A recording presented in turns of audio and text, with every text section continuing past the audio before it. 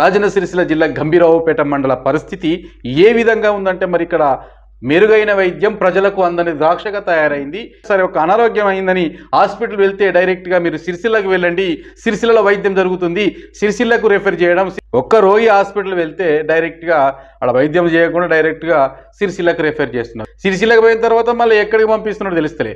కానీ తెలంగాణ వైద్య విధాన పరిస్థితి ఏ విధంగా ఉంది, ఎలాంటి వైద్యం అందుతలేదు. ఒకటి ఏంటంటే పారాసిటమాల్, తలనొప్పి, సర్ది, దగ్గు, జ్వరానికి అటువంటి చిన్న చిన్న ఒక ఆర్ఎంపీ పిఎంపీ చేసే వైద్యంలాగా ఉన్న పరిస్థితి తెలంగాణ వైద్య విధాన పరిస్థితి సామాజిక ఆరోగ్య కేంద్రం గంభీరావుపేట మండలంలో నడుస్తున్న పరిస్థితి.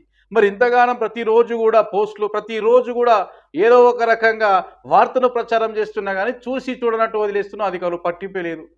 మెరుగైన వైద్యం ప్రజలకు అందని ద్రాక్ష. వైద్యం ఏ విధమైన వైద్యం అందుతుందో ప్రజలకు కూడా జిల్లా సూపరింటెండెంట్ గారు ప్రజలకు తెలియజేయాలి. జై హో భారత్. చూస్తున్నాండి. జై తెలంగాణ, జై